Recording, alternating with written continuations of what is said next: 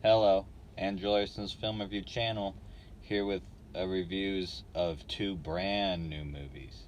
The movie that I'll start with is called Soft and Quiet. Spoiler-free review.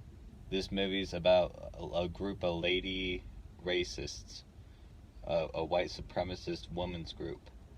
And it's just an average meeting for the white supremacist women's group until they take a drive to go get some wine and things get a little crazy, and it's revealed the truth of the hatred inside.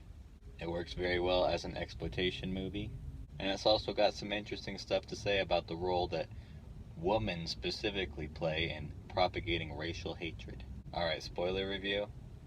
The first half of this movie or so is a little hard to sit through. The women at the women's group are just going off in a circle spouting white supremacist talking points. The camera's all up in their face, they're being all smug. Initially, I didn't want to say this movie was acted very well, but by the end of the movie I was like, you know, it's acted pretty well and it's pretty realistic. It's just very strange and uncomfortable and bizarre. It starts out at the women's group. They're at a church. They get kicked out of the church for being hate mongers. So they have to go to one of the girls' houses, and they stop by the store beforehand to get a bottle of wine, and that's when things get crazy. They end up committing the hate crime of murder.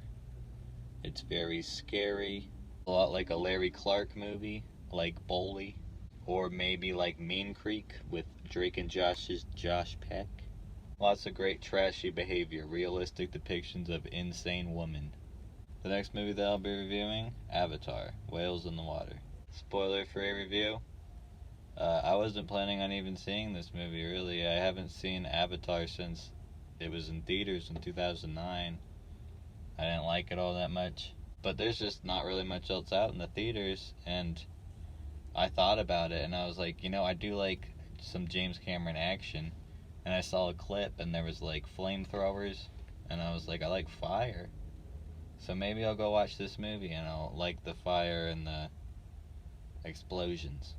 And yeah, I was pretty won over by the movie. I thought it was pretty good. I thought it was better than my memory of the first one.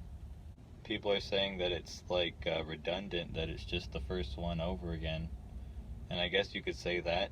But it's bigger, and it's wetter, and it doesn't have a love story.